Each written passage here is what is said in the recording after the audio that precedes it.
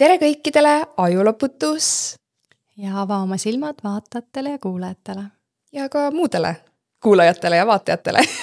Jaa, viimased nädalad on olnud põnevad, võiks öelda, et oleme siis saanud selliseid pehmeid märguandeid sellest, et meile on silm peale pandud teatud organite poolt, kes meid siis jälgivad. Nii et kui üks hetk meie videot siit YouTube'ist enam saadaval ei ole, siis olete kursis.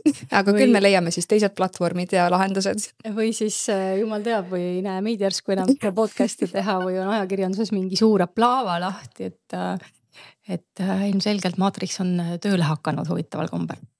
Oi, kui huvitav. Agent Smithid on aktiveerunud, et kes on Matrixi filmi näinud? Seal on nii kui vaata tekib, nii Smith ilmub kohe välja, eks ole, ja hakkab kohe Matrixit kaitsma, nii et päris meil Agent Smithid töötavad siis kaitsepolitseis.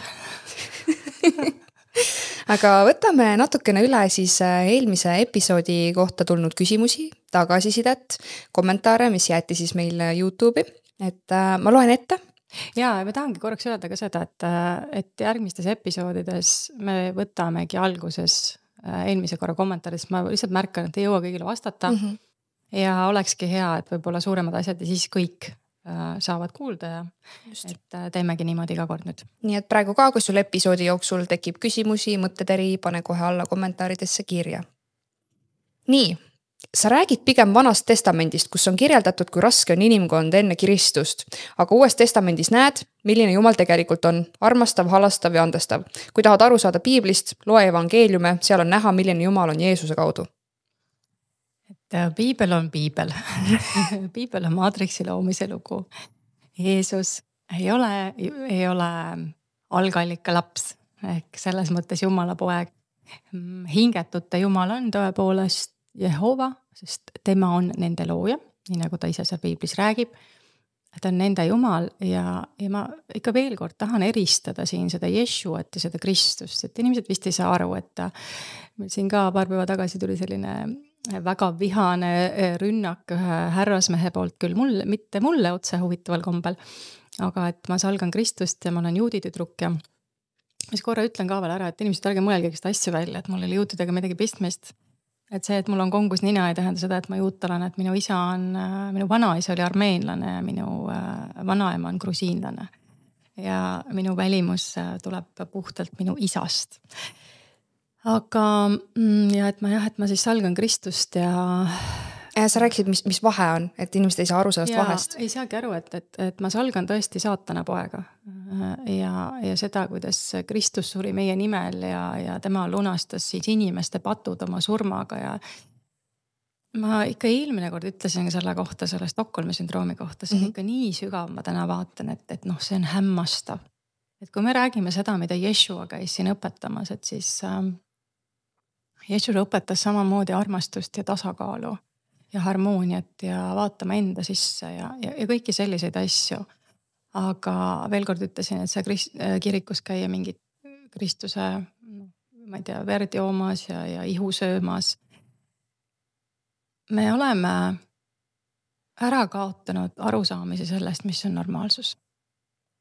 Minu väga armas lasteaiakasvataja, keda ma väga hindan, tegelikult ütles mulle midagi sellist, et ma natuke rääkisin sellest, ma rääkisin muinasjuttudest, sellest, mis on nagu normaalne, mis ei ole. Siis ta ütleb, et kui ta loeb lastele lõunal muinasjutte ette ja ta ütleb seal, et ta lõi sellele hobusele noa rindu ja verd pritsis, et siis lapsed ei tee selle peale ühtegi nägu. See ei ole normaalsus. See ei ole õige. Me peaksime selle peale nagu täiesti sellise näo tegema ja kui vaadatagi, kõik on nii vägivaldne ja kõik on nii vägivalda täis ja juba tõesti need muinasjutud, mis lastele juba väikest peale räägitakse, need multikad, mida me vaatame filmi. Minu just mõtlengi multikad, arvutimängud, mis tänapäeval ongi normaalselt ainult tapmine ja pead maha ja veri lendab ja. Ja see tehakse normaalseks. Aga kas me saame lõpuks aru, et see ei ole normaalsus, et mina ei tea inimene, no ma räägin ja ma tahan veel korraks öelda, et me räägime inimestega siin saates. Kloonidega ei ole mitte midagi rääkida, sest ei saagi meid mõista. Kui te vaatate, siis me ei saa teiega suhtestuda, me lihtsalt ei saa. ma arvan, ükski kloon isegi ei vaata lõpuni meie seda podcasti, et ta lihtsalt ei suuda vaata. Ma ei tea. Kuigi oot, üks kommentaar siin meil on. Olen lugenud ja loen piiblit. Inimesed sellist juttu saabki rääkida vaid see, kes ei ole piiblit lugenud. Või kui loeb, siis ei saa sellest absoluutselt aru. Mul on kahju, et sellist jama kuulama jäin. Aga ta jäi kuulama. Nii et äkki mingi inimese alge on sees olemas. Ei tea, kummaline või ta tahab seda tõestada, seda, et tal on õigus, et meil on oma maailm ja inimesel on oma maailm ja mis inimese jaoks on normaalsus, ei ole klooni jaoks normaalsus ja neil ongi asjad teistmoodi. Nad on nagu, täna hakkame neist sügavamalt rääkima, aga võta klooni niimoodi, et tal on keha, aga ta on AI. Kuidas AI toimib? AI toimib ainult nii, et sa paned talle käsundi sisse. Ütled, et tee seda. Ja need käsundid on siis kool. Ma olen just viimase poole aasta jooksul hästi nagu märkama hakanud seda täpselt, et mis inimene toimib kui nagu päris inimene ja mis inimesega, kui sa suhtled, sa saad aru, et täpselt, see ongi nagu see AI, sa pead täpselt sisestama need asjad talle ja siis ta vastab sulle nende põhjal või ta teeb täpselt seda, mis sa talle ütled ja midagi rohkem. Et ma olen hästi hakanud nagu märkama seda inimeste puhul siin maailmas, siin planeedil praegu on ju, et kes nagu kuidas toimib, käitub ja kellel on see AI seal nagu sees, et see on hästi huvitav just viimased pool aastat. Nagu. Jaa, et hingetu inimene, nagu ma ütlesin, täna räägime sügavamalt, ongi ta on AI, kellel on keha. Ja kui sa võtad ta nagu sealt algusest, siis ta on nagu tühi valge leht. Et kui inimene tuleb mingi hingemäluga ja mingisuguste impulside asjadega, siis tema on tühi valge leht. Siis vanemad sisestavad programmid, ühiskond, kool, uudised, telekas. Sealt sisestatakse programmid ja siis ta hakkab toimima. Tundub, et uudised toimivad veel eriti hästi, nagu, et nad võtavad seda väga hästi vastu kuidagi. Absoluutselt, et mõtlegi niimoodi, et ta on see AI või ta on see arvuti. Ja kui sa selle arvuti võtad, siis ühtegi programmi peale ei pane. Siis ta lahti, siin on tühi, mitte midagi. Ja tema hingetu inimene on programm. Programmidest koosnev tehisole. Et siis ühte asja tahtsin veel kommenteerida, mida ma märkasin ühes kommentaaris oli see, et keegi arvab, et need teadmised, mis mul on, et siis ma võtan need AI-lt.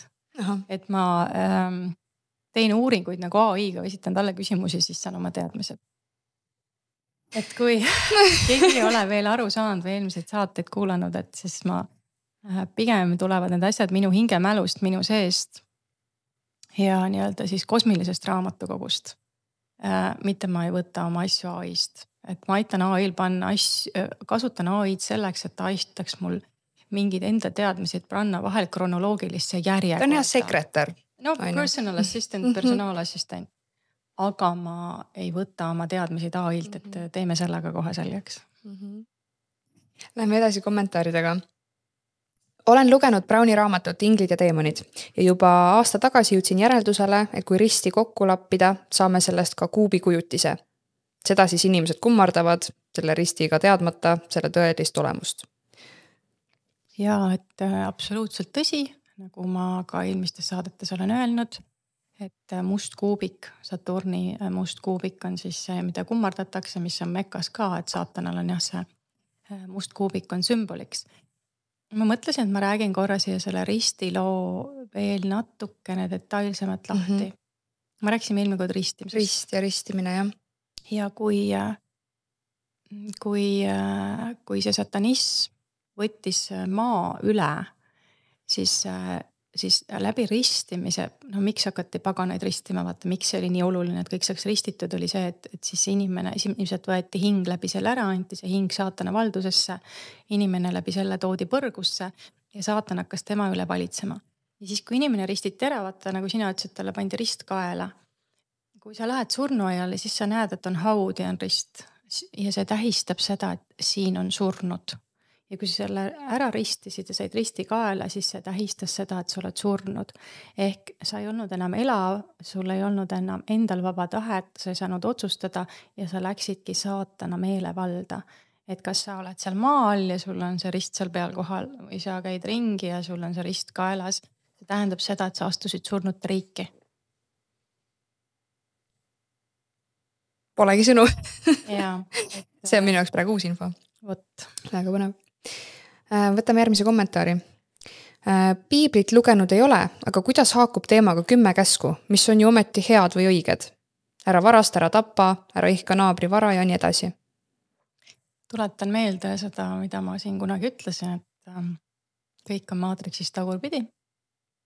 Mida inimesed vist ei hooma on see, et meie aju ei võta sõna ei.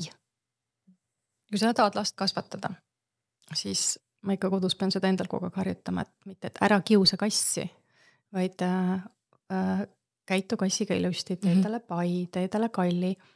Aga kui ma ütlen ei, inimese aju ei hooma. Ehk siis need 10 käsku on tapa, varasta, valeta, himustama ligimese naist ja nii edasi. Need on põrgu käsud, sellepärast et kui sa teed kõiki neid asju, siis sa lood maa peale põrgut, sest see on põrgule omane kaos ja häving ja kõik, mis siin toimub. Ehk et need oleks pidanud olema hoopis teistmoodi kirjutatud. Ja? No täpselt, et ära kiusa kassi, vaid et armasta kassi.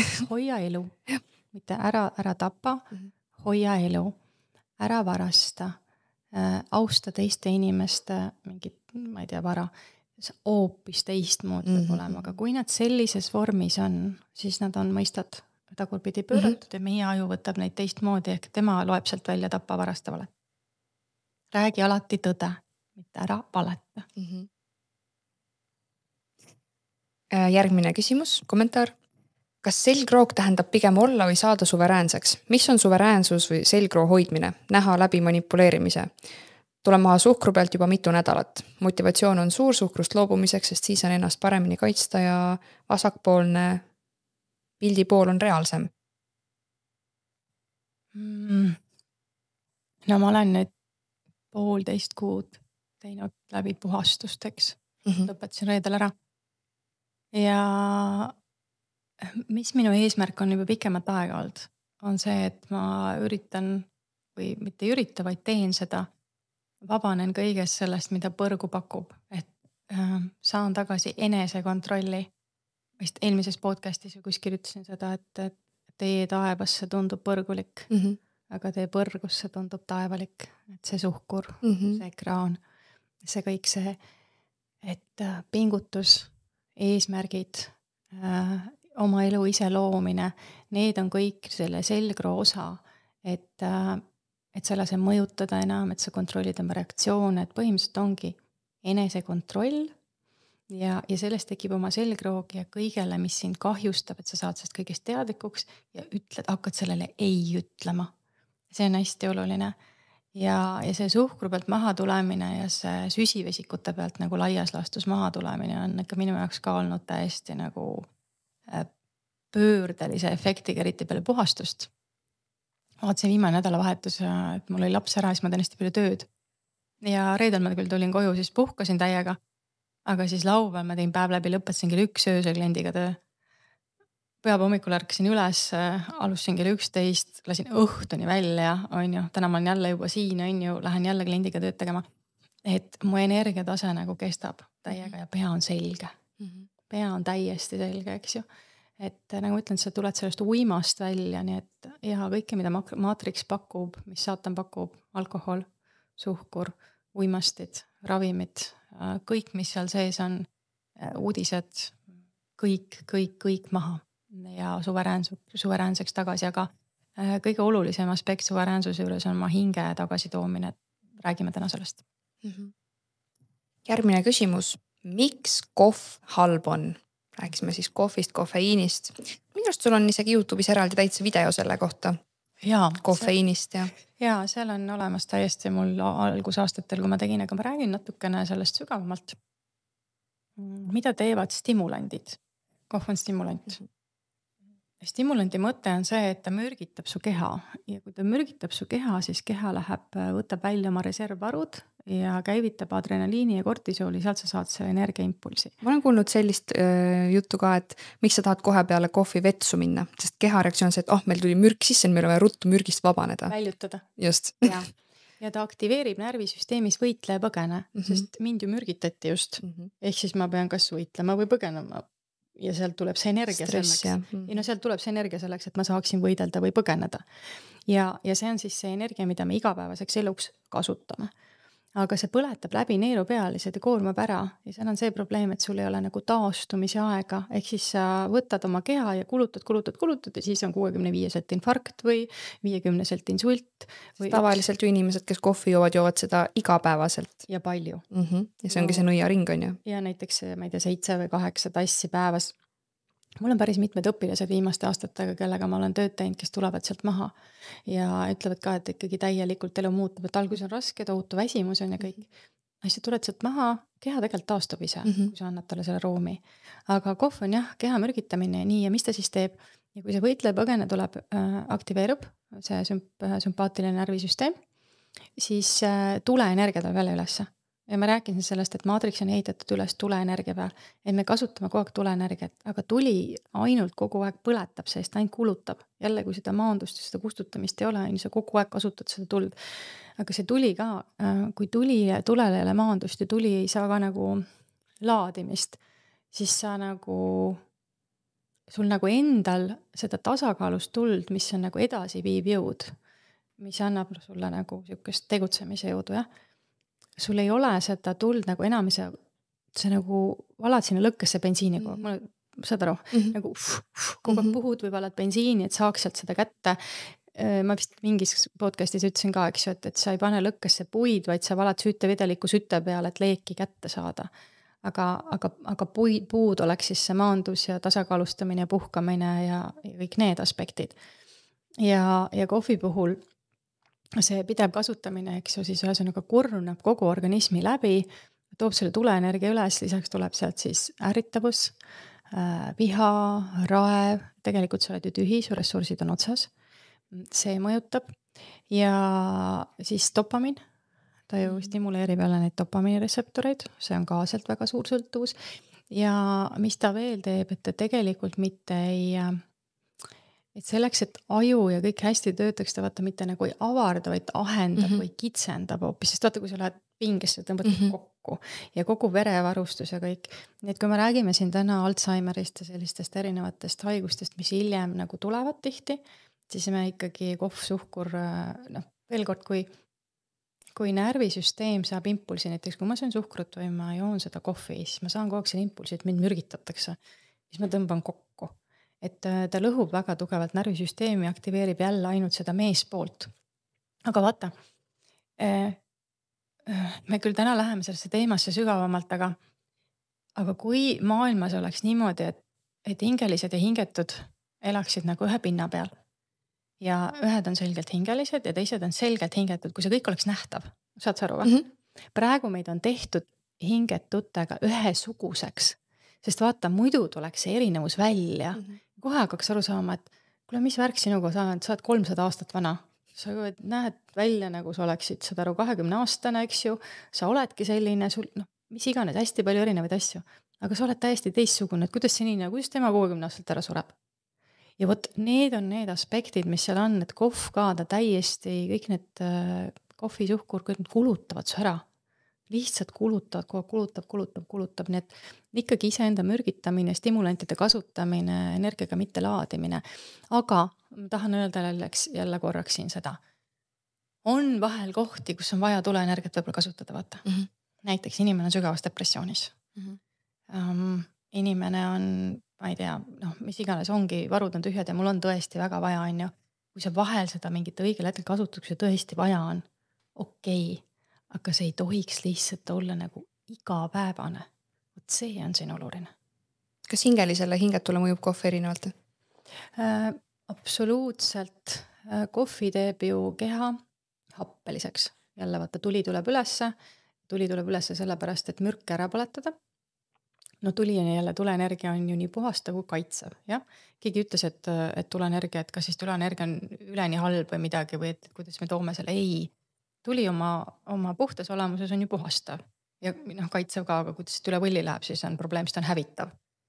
Ja kui me nüüd seda kohvi joome, siis see tuli tuleb üles, et keha puhastada ja kaitsta mürgituse eest, siis see probleem, mis seal tekib, on see, et see tuli toob üles happelisuse, nagu veri läheb happeliseks ja see toob nagu rahutuse ja see toob haigused ja probleemid ja kõik.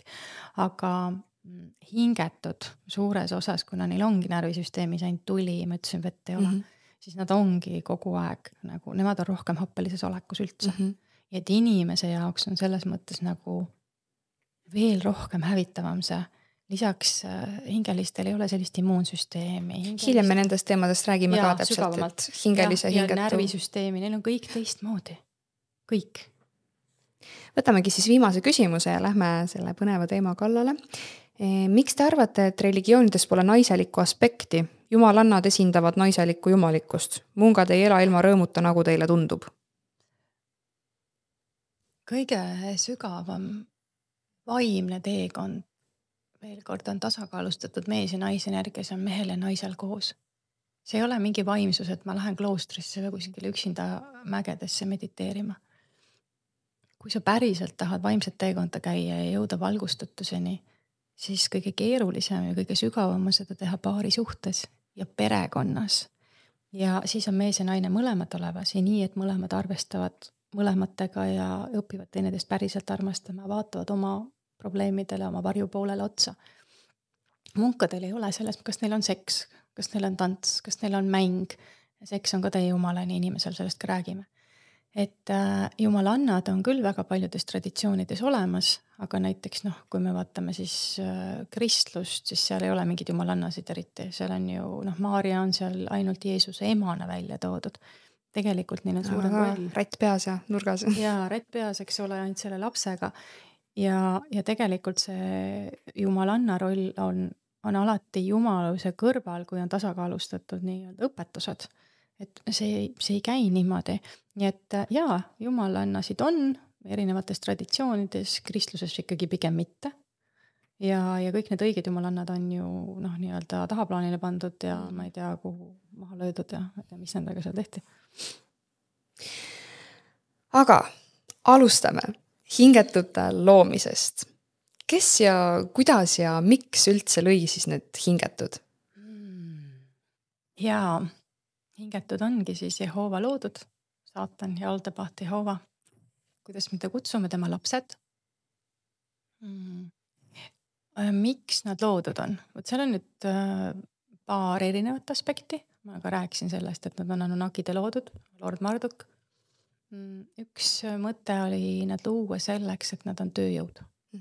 Kuna meie planeedilt oli siis vaja varasid välja kaevandada, meie planeet on kunagi näinud välja hoopis teistsugune üldse. Nagu suures pildis me isegi ei oska ette kujutada kui teistsugune. Aga kuna neil oli siis vaja varasid, kuna nemad olid endal elu ära hävitanud ja küll oli vaja kulda, hõbedat ja igast muid asju, siis planeet selles mõttes tühjaks tehti ja nemad siis olid tööjõud. Kasutati sellena. Miks veel? Kui me räägime, raamatus oleme rääkinud siis arhontlikest teadustest. Arhontlikud teadused on siis nii-öelda need teemonlikud teadused. Neil ei ole füüsilist keha. Ja kui ma loon selle kunstliku olendi, siis ma saan nagu oma teadusega seda keha kasutada. See arhontlik teadus saab siis, see keha on temaks jälle teistpidi tööriist. Ja mida ma veel saan ju teha, et see, nagu ma ütlesin, hingetud on saatana armee, et kui ma ju nad loon, siis ma saan ju nad teatud viisi programmeerida, teatud asju tegema. Ja siis nad loovad seda kaost, mida siia on vaja luua. Et need on need kaks põhipõhjust olnud, siis miks on hingetud. Miks siia on vaja seda kaost luua? Sellepärast, et põrgu on kaos. Et kui kaost ei ole, siis ei ole rahu. Siis on hirm, siis on teadmatus. Turvatunne, armastus ja turvatunne kaovad ära. Ja see on põhiline harmoonilise maailma alus on armastus ja turvatunne. Sa oled ka rääkinud, et Aadamil oli esimene naine Lilit. Aga seda Lilitit käsitletakse teemonina.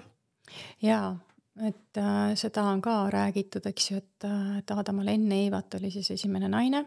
Et miks siis Eeva loodi Aadama küljelõust, oli just see, et Lilit siis esimese naisena, mida mina siis väga selgelt nägin, et Liliti puhul siis kasutati esimest korda hingelise olendi vaba tahte manipuleerimist ehk musta maagiat. Ehk Aadam tehti hästi atraktiivsena ja see väline atraktiivsus uinutas Lilitit tema sisemise intuitsiooni nagu erinevad aspektid. Võib-olla seal oli ka veel seotud alkoholi midagi, võib-olla uimast, ma ei tea, kuidas see oli, aga igal juhul midagi sellist on tehtud, mida mulle siis näidati. Ja sealt sündisid siis Aadamal ja Lilitil lapsed, keda siis me täna saame nimetada juudi rahvuseks. Et nende isa on siis nii-öelda surnud. Aadam on surnud olend, hinget olend ja nad sündisid siis elavast naisest ehk hübriidrass. No, täna on hübriide ju maailmas väga palju. Ja juutidel lõigatakse siis eesnahk ära, et läbi lõigata emakanal. Et selgaroogu mööda jookseb isakanal, eest jookseb emakanal, südamekanal, läbi vaagna ja kõige. Ja see lõigatakse läbi, sest kuna neil on hingeline alge olemas, et nad jumala pärast seda hingelist sädet enda sees ei saaks äratada. Ja siis peenise pea ja peenise eesnahk ja see on kõik väga-väga oluline koht, selleks seal on ju tundlikkus. Ja see muudab ajustruktuure, eriti kui seda tehakse veel nii väikselt, nagu tehakse beebil, see on ilma igasugused uimestuseta. Et see lõhub siis ära kogu hingelise fooni, mis seal üldse olla võiks. Lilit ühel hetkel siis nii-öelda läks minema, kui ta sellest, nimetame siis teda praegu dopamiini armastusest ärkas, et kui dopamiini uim läks üle, siis ta sai aru, mis on juhtunud. Ja siis ta läks minema ja siis ta kuulutati teemaniks. Nagu ikka Matrixis ma ütlesin, kõik on tagurpidi, kes on pahad, on head ja vastupidi. Ja Lilit siis nii-öelda väidetavalt on siis igavestes põrgupiinades olnud, et mis taga siis täpselt tehti, me ei tea, eks. Aga selge on see, et Lilit oli hingeline naine, elavad naised on siis Liliti järeltulijad ja juudi rahvus siis sai siis sealt alguse ja sellepärast on siis kogu see saaga käinud juutidega piiblis, et miks neil ei ole kodu peaks olema tegelikult ikkagi isa järgi ja juutidel on rahvus ema järgi, sest isal puudub rahvus, puudub hingetus. Aga muidu meil Eestis me ütleme ju ka ikkagi isamaa, tegelikult peaks niipidi olema emakeel ja isamaa. Ja juutide siis, neil on need 2 kolmnurka Taaveti täht, on projektsioon inimese valgust kehast, mis on surnud valguskeha merkaba, mis ei liigu. Tal ei ole seda keerlemist, eks ole, tal ei ole naise mees aspekti, et ta on siuke 2D versioon nagu sellest kõigest. Ja sellest siis kogu see juutide saaga, mis tegelikult siis valitud rahvas, Jumala poolt valitud rahvas, sellepärast, et nad on Jahve lapsed, siis Jahve on nad selles mõttes ju loonud läbi Aadama ja siis elava naise. Ja sellepärast ta oma seda rahvast nii hirmsasti hoidis ja eelmises osas ma rääkisin, mis seal Egiptuses tehtivat, et ta tahtis, et need juudid saaksid sealt ära minna. Võib-olla räägin korraks siia, siis ma mõtlen, et tahtsin ühe sügavama osa sellest teha, aga ma saan aru, et kuna kaitsepolitsei meid jälgib, siis ma ei saa vist kõikidest sõdadest ja venelastest väga sügavat osa teha, muidu meid pannakse riigireetmisest. Ja siia vahele kiirelt kähku on. Muidu meid pannakse riigireetmisest kuskile. Et Matrix on ju ikkagi rääkinud seda, et Hitler tahtis juudid ohju ajada ja holokaustist. Seda on täna juba väga palju uuritud ja tehtud ka nii-öelda, kuidas ma ütlen, nagu teaduslikke uuringuid, et selleks, et põletada ära siis 6 miljonit juuti, et kui palju suitsu sellest oleks olnud ja millised keemilised ained see tahjudest oleks pidanud välja tulema ja talletuma nende seinte peal ja see on kõik vaadatud järgi, et seda pole. Ja kõik need ruumid, asjad, no selle kohta on videod ka juba ja nagu sa ütlesid, teaduslikult tehtud. Ja räägime siis nüüd ikkagi seda, mida Hitler tahtis teha, et oleme.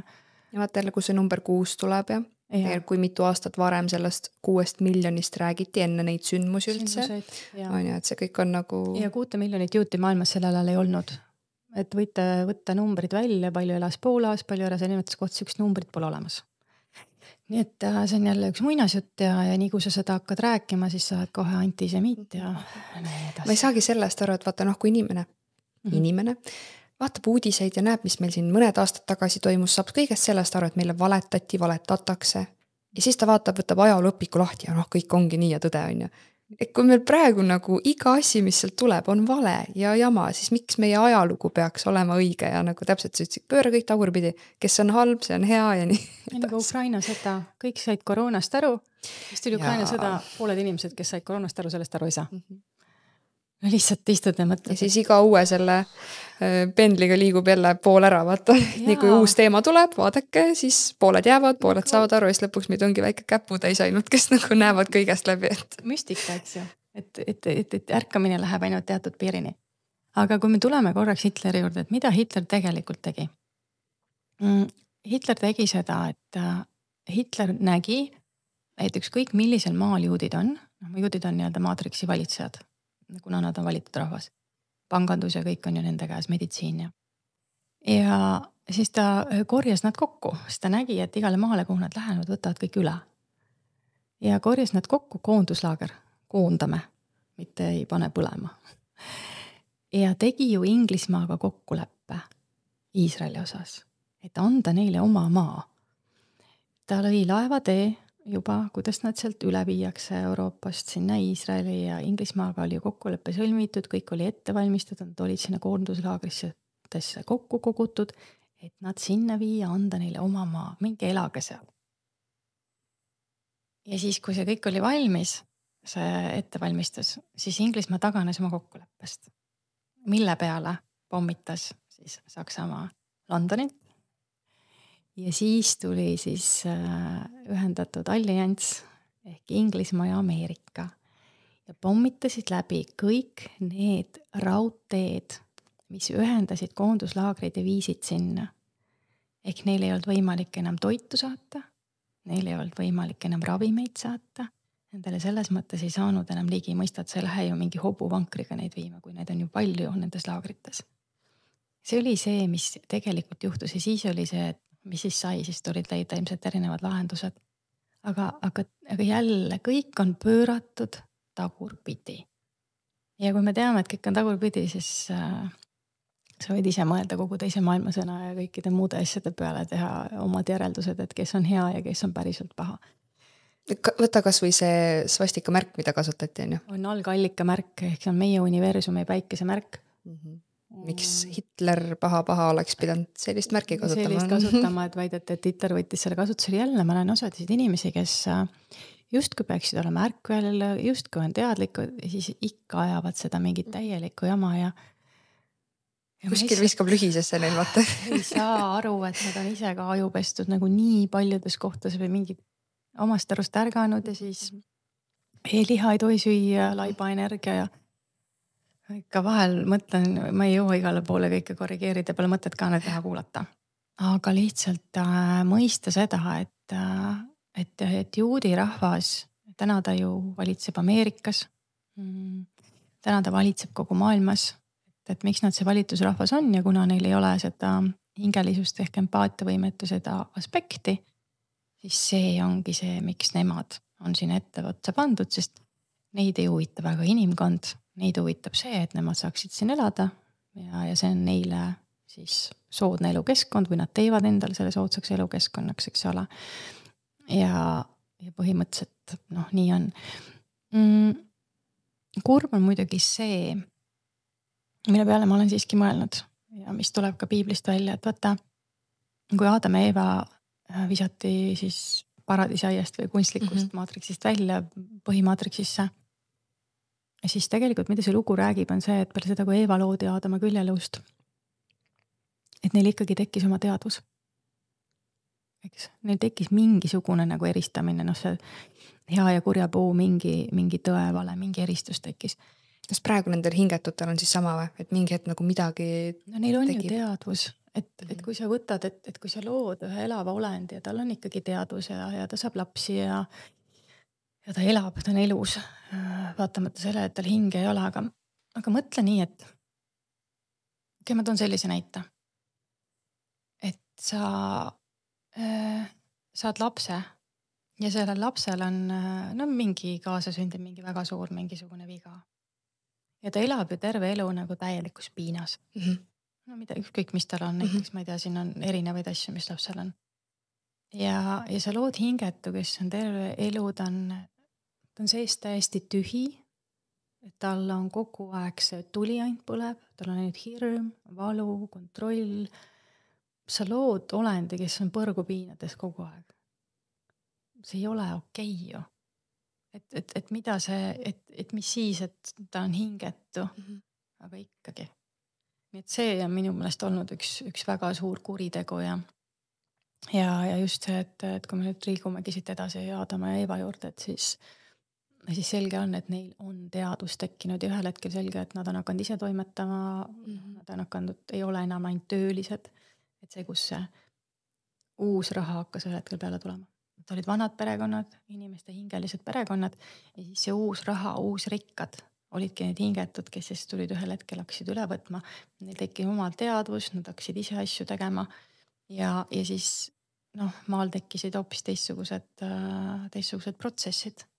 Ja sellepärast vanades perekondades öeldi, et ei tohi mitte mingil juhul kellegiga neist kokku minna, ei tohi seda verd segada. See on kõik sellepärast olnud, seda ju filmides on sisse toodud, aga ei ole niimoodi lahti seletatud. Ma korra tuleks tagasi selle Liliti juurde. Kust see Lilit siia saadeti või kust ta tuli, kust ta tekkis? No Lilit on elanud maa peal, ta oli lihtsalt inimene. Ta oli inimene, hingeline naine ja hingeline naine, algallika laps ikkagi, eks ole. Tema siin elas, see oli tema kodu, aga siis ta saadeti talle hoopis see Aadam ette ja siis sealt hakkas kogu see süsteem pihta, nii et jah, nagu ma ütlesin, mitmetes aspektides meid on meelitati kuidagi ära, sa võtad midagi vastu, mida see saatan pakub ja läbi selle, et näiteks sa võtad selle seksuaalse ühenduse vastu selle hingetu mehega, lased ennast kuidagi enne viia seisundisse, kus sa ei märka seda kõike ja siis lähed juba lepasareega alla mäge. Nüüd tulles uuesti tagasi, kus me enne pooleli jäime.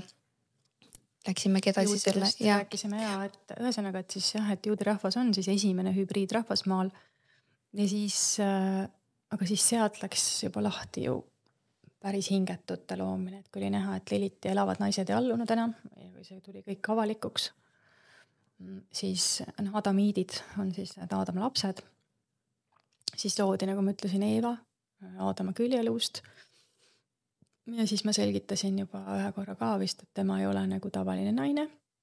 Sellepärast inglise keeles on see man ja woman, et naine, tähendab mees emakaga. Man with a womb. Et igasugune man, woman, human, kõik tähendavad klooni. Kui ma räägin. A human design. Human design on kloonide disain ja hingelisel inimesel ei ole sellega midagi pistmist, et sellega ennast samastades paned ennast sinna hingetutega ühte patta, võtad selle omaks. Et astroloogia asjad kõik samamoodi. Astroloogia on tehtud selleks, et hingetul on ju saatus. Et kui sina sünnid, sul on hingeteekoht, sul on hingepaarilised, sul on erinevad asjad, millest me saame rääkida. Aga sa hingetul ei saa ju lasta lihtsalt sündida ja kõik on mingi vaba värk. Temal on see, millal ta sünnib, millal ta sureb, tal on saatuse programm, see on väga spetsiifiliselt ette pandud, see on planeetide kõigepealt reguleeritud. Aga hingelistel siis ei ole seda? Saatust ei ole, jah. Saatust kui sellist ei ole, võib-olla mingid spetsiifilised asjad, mingid hingekokkulepped, mida tuleks siia kogema, aga väga palju on, tegelikult vaba tahet on hästi palju, meil küll enam ei ole, see on ära võetud. Ma tahtsin küsida, kas praegu aastal 2025 ka meil vaba tahet hästi palju on? Sa pead aru saama, et sul on see ja siis sa saad. Et siis, kui sa saad aru, et sul on vaba tahe, et sa saad ise lõua igast situatsioonist välja tulla, siis see tekib. Ja ehk siis Aadama ja Eeva lapsed olid siis need hingetud siis, kes hakkasid siis, tekkis siis nii-öelda maailma uued kahejalgsed olendid ja sealt hakkas nagu, enne ütlesime see Kain ja Aabel, siis sealt hakkas kõik pihta ja piiblis on siis ju tegelikult täis kõiki neid igasuguseid hingetuid, kes seal oli ja osad hingelised siis pöörati ju ka hingetuteks, nagu ma just rääkisin, ristimise protsessid, kõik sellised asjad, et seal olid siis omad asjad, nagu kui sa ohverdad Jumalale oma lapse, siis sa oled ka korras. Oled saatana meelevallas, et sa teed midagi sellist, mis on elu vastu. Ohverdad oma lapse ja sellega annad oma hinge saatanale ära. Et hinge maha müümiseks on väga palju erinevaid võimalusi, mitte see, et tahaks hinge maha müüa. No, nii käib ka. Ja, nii käib ka, aga seal on väga palju erinevaid tegevusi. Tegelikult. Aga enne sa mainisid, et meid on nüüd siia loodud nii sarnasteks, et pealt näha sa ei saagi aru, kes on hingega, kes on hingeta, et kas meie kehad üldse siis nagu erinevadki kuidagi? Ja võtame siis korraks lahti, proovime hingeliste ja hingetute inimeste erinevused nagu igal tasandil lahti võtta. Võtamegi selle välise füüsilise tasandi siis. Tasandi. ma korra ütlen siia ette, et inimesed veel küsivad, mitu korda ma juba panen tähele seda, et kuidas aru saadaks ma hingeline või hingetu. Aga kusjuures on niimoodi küsida, et kui ma loomi armastan, kas ma olen hingeline? Kas mina olen tapad ise nagu tead, kas ma olen hingeline või ma olen hingetu?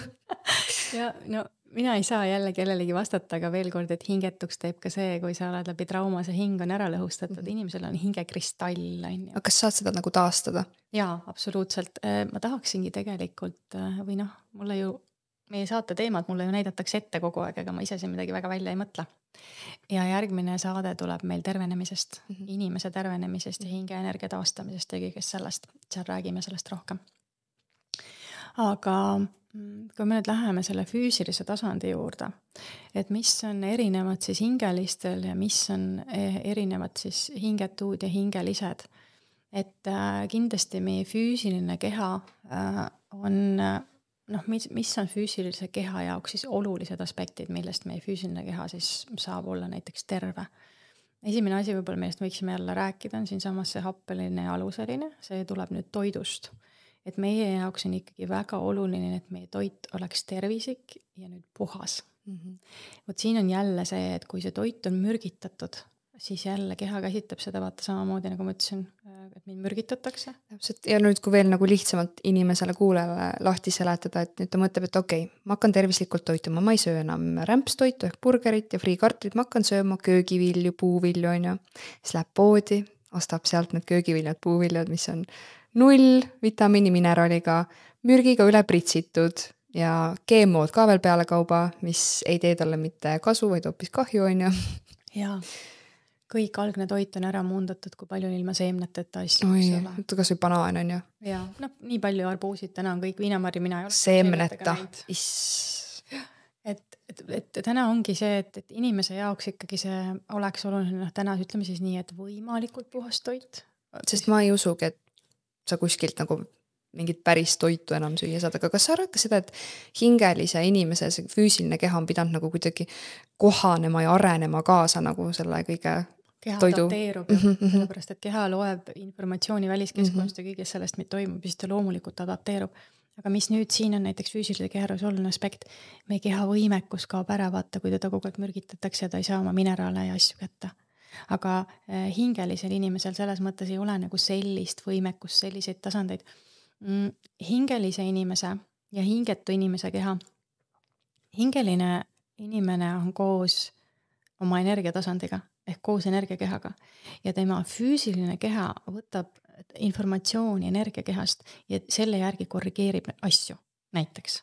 Aga mingi hetk siis põhimõtteliselt on võimalik ka see, et see inimene ei söö seda toitu, mis nagu praegu me saame aru, et me sööme toitu, vaid ta toitubki nagu energiast. See on täna siin maatriksi keskkonnas üliraske. Üliraske, aga samas võimalik. Võimalik. Mingi teatud piirini. Mingi piirini sa pead hästi palju tegema siis pranayama harjutusi, päikeseenergiat peaks saama, praegu ma ütleks, et see on keeruline siiski. Ja meil kaovad maandused ja asjad ära. Ei ole väga lihtne. Aga hingetuul ei ole seda energiafooni vaata üldse, seal ei ole mitte midagi. Tal on energiakeskuseid esimese 3-ni, mis on füüsilisel tasandil, siis jälle juur, sakraal ja siis nabaalune keskus.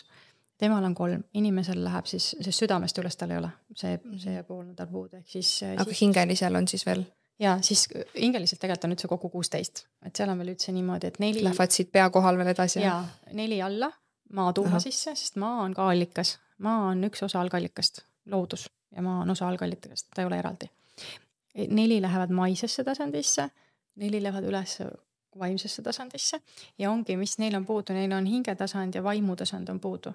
Ehk siis see, mis on see hingeosa siit, südamest ja siia, ja siis vaimu need ülemised keskused, need on kõik puudu. Ja tal ei ole ühendust kosmilise tasandiga, vaimuteadvusega ja tal ei ole ühendust maaga. Sest need on temal puudu, tal ongi, nagu selles mõttes on sealt tühi. Et tema füüsiline tasand selle koha pealt ei suhtle mingisuguse energiatasand, tema ongi täiesti maine, ainult füüsiline. Ja inimene on energeetiline ka, energeetika ja kõik läheb kokku. Et kui sa kuulad siin süsteemi rääkimas teadusest, meditsiinist, religioonist, nad tegelikult räägivad õigeid asju, nad räägivad lihtsalt enda omadele. Räägivad oma hingetutele, kuidas neil on. Ja hingetul ei ole immuunsüsteemi. Miks ei ole? See on keha koha pealt väga tähtis aspekt. sest et immuunsüsteem tuleb ema rinnapiimaga. Aga ema rinnapiim saab joosta ainult elaval hingelisel naisel. Vähemalt niimoodi, et see on kõik ühenduses selle hingelise tasandiga, kogu teadmistega, kõigega, mis sealt tuleb ja lapse immuunsüsteem tekib ema piimast. Aga kuna hingetu naine on mees emakaga, siis seal ei ole seda ja sealt ei saa, tal ei teki, sellel lapsel ei teki immuunsüsteemi, sellepärast nad vajavad igasuguseid süste ja muid asju, see ongi neile vajalik. Sest et muidu tekivadki siin igasugused pandeemiad ja kaosed ja mis kõik veel. Nii et selles mõttes me ei saa öelda, et kõik, mis süsteem teeb, on vale, aga nad teevad neid enda omadele ja inimesesse hävitab. Hingetud on kogu aeg haiged? Nad võivad väga palju haiged olla ja need ei talu vaata, kui nendel väljaspoolt midagi sisse tuleb, siis nendel ei ole enda sees immuunsüsteemi, mis sellega võitleks. Ja kui me räägime näiteks homoepaatiast, siis homoepaatia, just Eleriga tegime selle lindistuse õnnelik lapseminere jaoks. Homoepaatia on tera, mille sa võtad sisse, mis annab sinu immuunsüsteemile informatsiooni, mida on praegu vaja teha, eks ta stimuleerib su immuunsüsteemi. Aga hingetul ei saagi seda olla, tal ei olegi selle homoepaatiaga midagi teha. Null. Temal ei ole mõtet sinna üldse minna. Tema jaoks ongi see naftapõhine meditsiin. Ehk keemia. See toimib neil? Jaa, see toimibki neil ja see on nende jaoks vajalik. Tema ei saa, tema ei lähe lavendlite ju ja ei võta kummelit. Tal ei ole sellega midagi peale hakata. Ja seda tuleb aru saada, et me toimime täiesti erinevalt. Inimese jaoks toit on nagu ravi. Toit on tervendav. Inimene tarbib toidust energiat, ehk seda praanat, millest sa rääkisid. Sellepärast peab olema inimese toit kasvatatud hingelise inimese poolt ja hingeliste impulssidega, sest see annab selle energia ja praana. Ja samamoodi see, mis sealt mullast tuleb, see energeetika. Nüüd hingetu inimese jaoks ei ole mitte mingit vahet. Temal on ainult see, et kõhu täistunne, et ta nagu pikali ei kukuks. Ainult see efekt on tema jaoks. Seda praana efekti, kui ta sööbki neid Hollandis seal metalltorudes kasvatatud tomateid, tal on see täiesti okei. Aga meie jaoks jälle ei ole, sest kogu aeg tuleb meelde tuletada, meie vajame energeetikat. Meie jaoks energeetika määrab füüsilise tasandi ära. Ja see, milline on energia, siin hoitakse kogu aeg seda halba energiat, seda kaose energiat ja sellepärast me tegelikult kogu aeg kannatame. Ja meie jaoks on hästi oluline see, miks on kõikides iidsetes, vanades, idamaistes traditsioonides, miks jälgitakse tervendamise puhul seda, et on elemendid ja on elementide tasakaalutus. Kui sa lähed Hiina meditsiini, kui sa lähed Indiasse Ayurvedat, siis nad jälgivad, milline toit, millised asjad, millist elementi see stimuleerib ja sul on elementide tasakaalutus sees. Ja siis tuuakse see element sulle juurde, tuuakse seda elementi tasakaalu ja läbi selle sa tervened. Jälle seda ei ole. Ja siin ka iga inimene on erinev. Iga inimene on erinev, jah. Igal ühel on omad asjad. Aga klooni puhul jälle ei ole seda. Ei, siin ei ole seda, temal ei ole seda, tema sees voolab tuli. Ja see on kõik, mis tema sees voolab. Et siin me ei saa rääkida ei õhust, ei millestki muust. Ja täiesti teistsugune toimimine on ta. Ja need füüsilise tasandi puhul siis on oluline, et inimese jaoks on see puhas toit, klooni jaoks ei ole väga suurt vahet. Meditsiin on inimese jaoks täiesti teistsugune, loodusest tulenev, klooni jaoks on keemia ehk nafta, kuigi nafta on ka emakese maaveri, ma ei saa öelda, et ta on täielikult mitte, sest üks asja, mida ei olegi olemas põhimõtteliselt, mis ei tule loodusest nii-öelda. Ja aga me räägime kogustest ja kuidas ja mida kasutada on ja. Siin on nagu see. Aga loomulikult ja inimese jaoks füüsiline liikumine, värske õhk, päike, kõik, mis on kõrge sagedusega, on inimesele vajalik. Nüüd kõrge sagedus jälle kloonikeha hakkab lagundama. Puhas toit, kõrge sagedusega elav toit lagundab kloonikeha. Puhas päike lagundab kloonikeha. Kõrge sagedus igas mõttes hakkab kloonikeha lagundama ja sellepärast öeldakse, et see on neile ohtlik, et nad ei tohi selliseid asju teha. Nii et mõned suuloputusvedelikud, mida siin aastaid tagasi meile ümber suur kisa oli. Miks see kisa on? Ta lõhub ära klooni. Rakkudes hapniku peale. Kloon ei saa hingata väga palju hapnikku, puhast hapnikku. Ta laguneb ära. Ta laguneb ära kõikide nende asjadega, millega inimene õitseb. see on põhiprobleem ja sellepärast mürgitatakse ja tehakse kõik ära, et ei oleks aru saada, et ühed siin lagunevad kogu aeg. Nii et kui hingeline inimene vaatab mingeid reklaame ja mingeid soovitusi asju, siis ta peab enda jaoks kõik tagurpidi pöörama, on ju. Et siin on soovitus kloonile, et ära ole päikse käes, väldi päikest, on ju, siis sa pead vastupidi tegema. Miks neil on vaja päiksekaitsekreeme, meie jaoks on need kantserogeensed. Ja. Räägime korra sellest ka, kuidas sünnib hingeline inimene.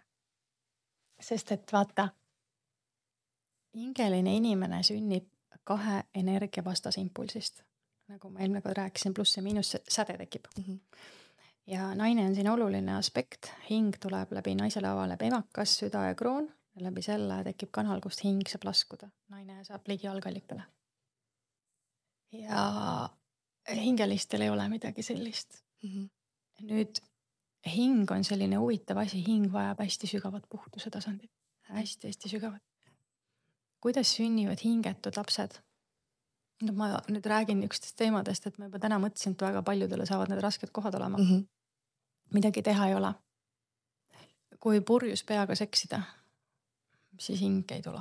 Sest et seal on selline saastatus, siuke madal energia. Ja täna mõtlesin just hästi huvitavalt, kui ma oma esimese lapse sain, siis mina panin ka sellel kõvasti pidu. Ja kui ma esimest korda rasedaks jäin selle mehega, see laps kukkus 6 pärast ära, sest tookord, kui me vahekorras olime, me olime purjus. Ja siis selleks läks ma olin juba 6 aega rase olnud. Ma olin täiesti klaariks saanud, puhtaks saanud. Siis läks veel 6 aega, ma olin uuesti rasedaks. Siis tuli laps. Hing ei tulnud taha, kukkus ära. Need kui ära kukub hingelistel, siis ka hingelistel, siis ei tule seda. Hingetutel võib siin juba muid aspekte palju olla. Kuidas sünnib hingetu laps? Hingetu laps sünnibki sellistel, kui näiteks ongi alkohol, kunstlik viljastamine. Mul on väga kahju öelda seda, aga kunstlik viljastamises ei ole seda sädet, ei ole seda impulssi, ei ole armastuse energiat. Aga ja inimesed tahavad ilustada siin seda, sest see soov last saada on nagu nii sügav, aga vaadake niimoodi tekitataksegi, kuidas see Aadam loodi. Võetigi see munarakk ja varastati kelleltki see munarakk ära, pandi sinna seemneraku sisse. No, miks hallid käivad täna ja korjavad naistelt munarakke? Ja siis nad võtavadki, panevad seal seemneraku sisse, nad viljastasid ära, aga kuna armastust ja impulsi energiat ei olnud, sellepärast ta jäigi hingetuks. Ja siis ta pandi kunstliku isa sisse. Täna on sellised kunstlikud isast, seda näidatakse juba igal pool. Ja seal sees siis see laps kasvas. Isegi kui sa paned selle hingetu naise sisse, see on ka kunstlik isa. Et siis narkojoove, kunstlik viljastamine, alkohol, kõik sellised asjad, sealt mul on väga kurb öelda seda, aga sealt ei saa hingelisi lapsi sündida. Sõbranna ütles, üks päev, kui ma taga veel rääkisin, ütles, et tal on keegi, kes töötab lasteaias. Ja siis ütles, et igas lasteaias ja koolirühmas on olemas sellised lapsed, kes on nagu tõelised teemonid, on ju. Kes kogu aeg teevad mingit jama, hammustavad ja ma ei tea, mis kõik ja tead, peksavad. Need ongi need teemonid. Hingetu on deemon. Mida tähendab deemon? Muun on kuu. Deemon on kuu on emotsioonidega seotud emotsioonid. On emotsioonitu tundetu deemon. Et hingetud selles mõttes on deemonid. Ja. Nii et neid lapsi on ju täna hästi palju ja soovitan hästi, ja loomulikult, kui sa saad näiteks hingetu mehega lapse, siis sa võib ka olla, et hinge ei tule. Kui sa... Või mingi sünnitusprotsessil vaata ka, kui ei lasta hingel laskuda või... Kui lasta, ja midagi võib juhtuda, et see hing siis igasugused mürgisüstid, eks me võime kõva häälega öelda, nagu ma ei tea, kuhu topitakse. Mürgisüstid, kui keha jälle ära mürgitatakse, siis hing ei saa maanduda. Vaimuühendus katkeb ära, aju lõhutakse ära, tekivad autismid ja muud asjad. Sünniprotsessi juures seesama platsenta läbilõikamine, hing ei saa maanduda, hinge mälu ei saa üle minna. Hing ja keha jäävad eraldi. Hing ei saa kehaga lõimuda, oleks see õige väljend. Et ta on küll olemas, aga ta ei lõimu. Ja sünnitusmajades sünnitamine üldse on hingetutele loodud. Näbest peetakse täiesti ohtlikuks, hingelisel inimesel väga halb seal sünnitusmajas sünnitada. et vaata, võtame juba näiteks mingi asend. täiesti. Nagu number 1 asi nagu. Mind pandi esimest last sünnitama siis sellili.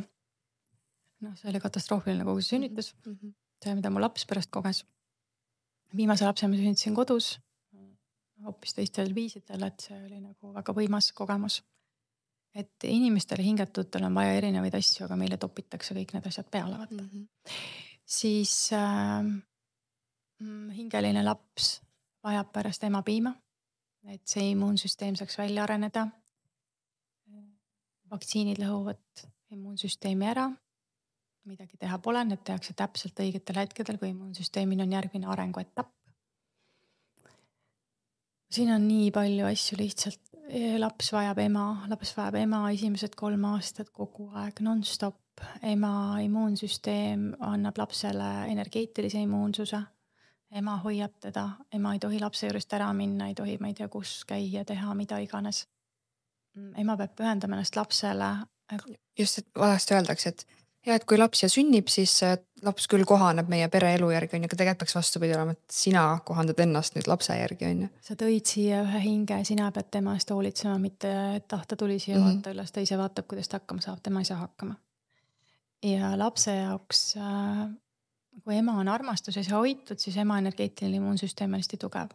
Ja nii kui ema saab rünnakuid ja negatiivsust ja kõike, see ema immuunsüsteem, energeetiline immuunsüsteem läheb maha ja laps on ka siis avatud sellele.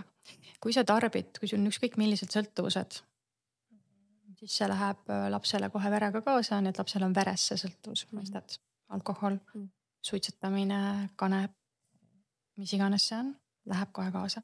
Vene ajal oli niimoodi, et mitte ühtegi ravimit ei tohtinud võtta rasada. Kummeliteed võisid juua. Täna tehakse vaktsiine, ma ei tea, mis asju kõik. Väga rets, mis lastega tehakse. Ära jumala eest toorest lihasöö, äkki saad liiga palju vitamiine minna. Et mett ei tohi anda beebidele, et ma ei tea, mis haigused seal võivad tekkida, aga siis võivad anda mingisugust täiskeemiat, mingit, ma ei tea. Siis kõik need kunstpiimad, mida seal poeg müüakse, need pulbrid, need on sõna otsas mõttes, et Kas see ema võtab selle purgi kätte ja üldse loeb koostisosi, et mis ma nüüd oma beebile andma hakkan? Ei loe. Ma mõtlen ka, kui hingeline eriti nagu, et loeb, ta näeb seda nimekirja ja mingid asjad, mis seal sees on, nagu sa ei anna ju. Jah, see on see vaata kurb on, et me tuled siia maailma. Tead, mis hingelisel inimesele muuses tead, miks nad ei vaata? Hingelisel inimesel on üks asi hästi omane, mis on meile kaasa sündinud. Usaldab liiga palju. Me usaldame, et maailm ja elu on hea, sest see on meie süsteemis sees angela. Ja see on ka see, miks ma näen, miks paljud ei taha ärgata. Sa pead tunnistama endale, et sind on terve elu petetud. Et sa oled valesti asjadest aru saanud, et sa oled vigu teinud. Ja ma saan aru ka see, kui ma Kristuse kohta ütlesin eelmine kord nagu välja kõik need asjad, siis ma ütlesin ka, et inimestel saab olema see väga raske, sest nad saavad aru, et terve elu midagi valesti. Vaata, see on nagu lihtne, et miks me anname mingile asjale kriitikut, miks me anname hinnanguid, miks me midagi ründame. Sest me tunneme seal ohtu ja hirmu, meil tuleb see üles, siis me tahame seda rünnata, me tahame selle ohusat ära võtta. Mitte ei vaata enda sisse ja mõtle, oota, mis see koht oli praegu. Mul on midagi, miks see mind käivitas? Mul on siin midagi. Ma pean sinna sisse vaatama. Ja see on hästi oluline. Ja sellepärast hingelisi emasid ja kogu sünnitusprotsessi kõike häiritakse ja emad ei oleks rinnapiima. Et nad oleks stressis, eks ole, alatoidetud, ma ei tea, mis nendega kõik toimub. Et siis kogu see hinge energeetiline maailm ei saa nagu ankurduda ega olla tugev ja sügav. Aju lõhutakse sellepärast ära, et ei oleks seda vaimuühendust. Et mina ei tea, kas te teate, aga hingelised inimesed peavad olema mõlemakäelised. Inglis keeles on ambidextrous. Et siis su mees ja naisenergia mõlemad voolavad võrdselt. Mõlemad ajupoolkeresid tuleb kasutada. See jälle see, et vaata, et maailm on rahvast täis, ühed on kahekäelised, ühed on paremkäelised. Oleks jälle vaadatud, mis värk siin on. Sellepärast ei saa kõik tehti ühekäelisteks. Et see on hästi huvitav, et aga see sündimise protsess on hästi oluline. Rasedus on hästi oluline. Puhtus enne rasedust on hästi oluline. Nii mehel kui naisel. Nii mehel kui naisel toitumised, mida ma kehale panen. naised, kes te olete kunagi mõelnud, miks te ei kannata enam parfüüme raseduse ajal. Raseduse aega näitab ära, et see on puhas mürk. Puhas mürk, naised reaalselt oksendavad, kui nad parfüümi peale panevad. Mis lõhnaküünlad ja asju tunnevad. Ükskõik make-up'id, mitte midagi ei tohi olla lõhnaga, mitte midagi. Lõhnad on ühed hullemad, need parfüümid igal pool. Need suuremad toksiinid. Et või näiteks miks ma tahtsin raseduse ajal hakata uuesti liha sööma, seepärast, et keha andis märku sellest, et on vaja. Ja väga paljud naised ei jää rasedaks sellepärast, kes on veganid, et neil keha ei kanna välja, kukub ära rasedus kogu aeg. Nad ise ei saa sellest aru, sest nad on nii padu veganid. Aga tegelikult ei kanna seda välja lihtsalt. Just hiljuti Veiko Huuse tegi hea artikli selle kohta, et hingelise inimese toitumine. See oligi seal, igaüks saab ise lugema minna, aga et see oli hästi huvitav põnev. Conte News. News lehekülje peal. Aga emotsioonid, mõtted, nagu see hingetu, ta siis, ma ei tea, ei tunne mingid teatud emotsioone või tal olekski emotsioonid, aga mitte tunded. Vaata, emotsioon on selline lühike ja intensiivne, see tuleb sealt sakraalpiirkonnast. See on see teine energiakeskus, tal ongi emotsioonid. Aga need peavad olema stimuleeritud mingi välisevate impulsi poolt, näiteks see dopamiin, mida kogu aeg taga aetakse või vaata neid filme või midagi sellist, aga tal ei ole tundeid. Ta ei tunne seda emotsiooni lõpuni. Ja, tal ei ole seda.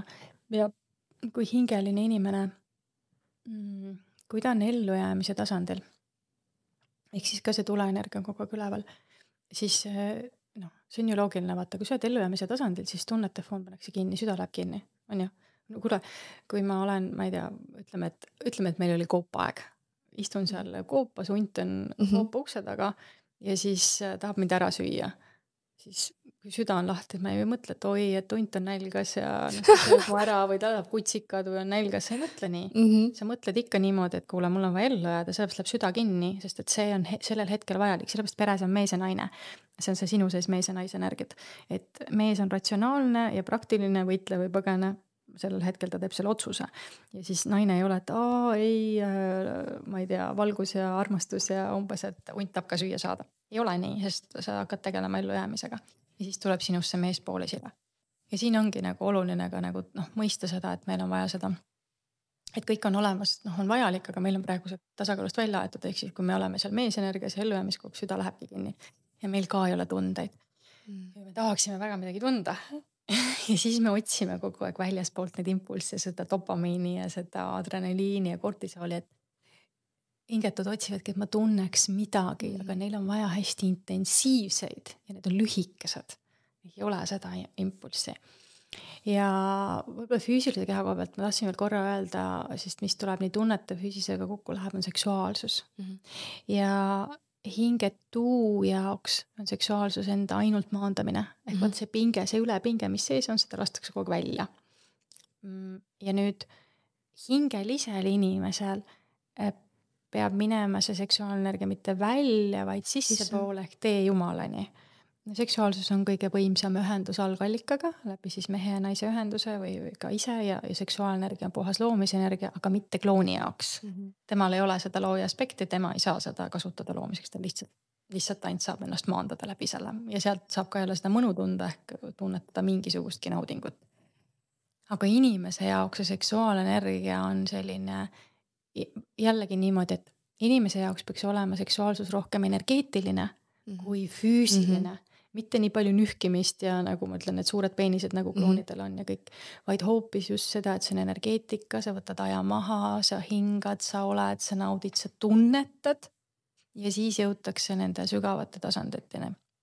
Ja seksuaalsuse juures on kõige olulisem see, et on nii pingutus kui lõõgastus, et see naisenergia, see täielik lõdvestumine, et kui naine tunneb ennast hästi turvaliselt, see naisenergia aktiveerub, see närvisüsteemis mõlemad energiat aktiveeruvad, tegib lõõgastus ja läbi selle jõutakse siis kõrgemate tasandite, et orgasm ei tule läbi pingutuse, vaid orgasm tuleb läbi lõdvestumise, lahti laskmise, selle.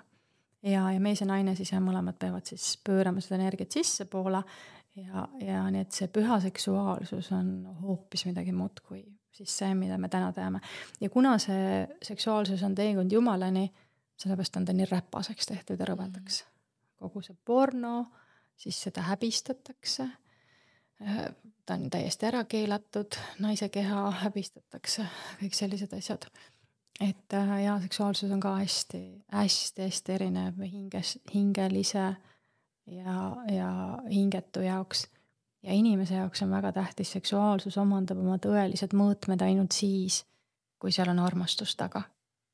Muidu seal ei ole mitte midagi, see jääb tühjaks. Samamoodi sa ei jõua selle jumalani, kui armastust ei ole, aga armastus käib läbi enda armastamise, läbi enese armastuse. Võime seda ka puudutada korra inimese juures. Puuduta kohe.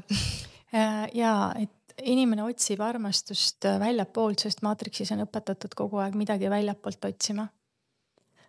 Me ei mõista või hooma tihti seda, et see väline maailm, sellest kui palju räägitakse, on ikkagi peegeldus, aga me ei saa aru, kuidas. Ja sinu kaaslane kohtleb siin nii, nagu sa ise ennast kohtled. Täpselt. Kui sa ikka mõtled, et ma olen paks ja ma olen kole, ma olen loll ja või ohverdad ennast kogu aeg, ei sea piire, mis iganes sa teed, siis sul on kõrval kaaslane, kes täpselt samamoodi sind kohtleb. Kui sa hakkad piire seadma, hakkad ennast armastama. Ja mulle meeldis väga üks video, mida ma just vaatasin, et enesearmastus ei ole see, et ma käin massaažis ja ma ei tea, ostan omale kalleid asju või kohtlen ennast kuningana. Enesearmastus on väga sügav protsess, et sa tõesti ennast armastad esiteks kõikide oma varjupoolte ja kõigega koos, et sa päriselt ennast aksepteerid, võtad vastu sellise, nagu sa oled, aga armastad ennast nii palju, et sa tervened, et sa liigud edasi, et sa muutud, et sa tahad nii-öelda selles mõttes saada paremaks. Et enesearmastus ei ole nagu niisama. Ja see on inimese kõige raskem armastada või saada aru, et ma tahan, et mind armastatakse, aga see ei ole väline inimene. Vaata, kloonil tulevadki asjad väljapoolt, aga meil tuleb kõik seest poolt. Ja sellepärast ma ütlen, et maatriksis õpetatakse väljaspoolt seda armastust saama, aga meil käib kõik vastupidi. Et enne, kui ma saan väljaspoolt selle armastuse, mida ma soovin, siis enne ma loon selle armastuse ise endale.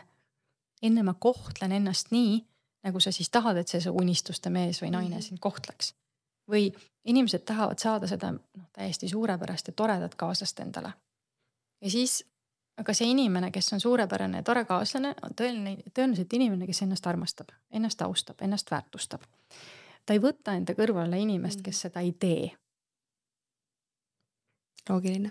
On loogiline, sest et kui ma ei toitu tervislikult, kui ma ei tee trenni, kui ma ei ole ise enda sees juba õnnelik, rahul olev, ambitsioonikas, mis iganes need aspektid on, siis miks ma peaksin sellise inimese enda kõrvale võtma?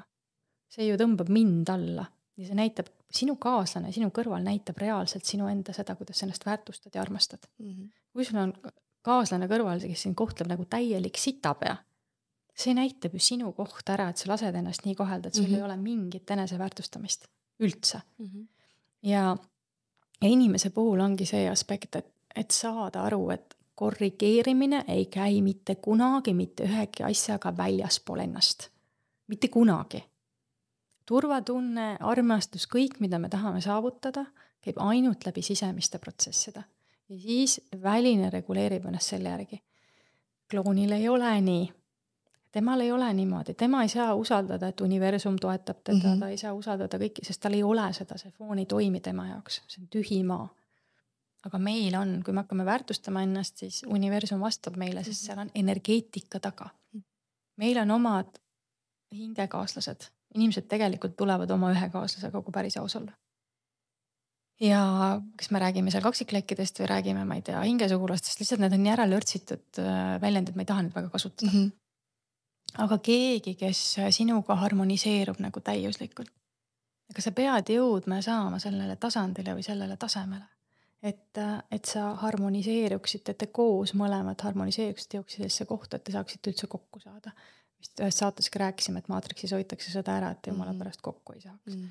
Ja mida rohkem ennast tervendame, seda rohkem see võimalikuks saab ja mida rohkem inimesel tekib sisemist harmooniat, seda harmoonilisemale ajaliinile inimene oma elus liigub. Meil on hästi palju erinevaid eluajaliine ja seal, kus on ristumist, kohad, ristteed, sinu enda sisemine harmoonia määrab, võtta nagu Harry Potteris need trepid olid, mäletad, mis liikusid ja siis mis ukse juurde ta jõudis. Kunagi ei teadnud, mis uks see oli.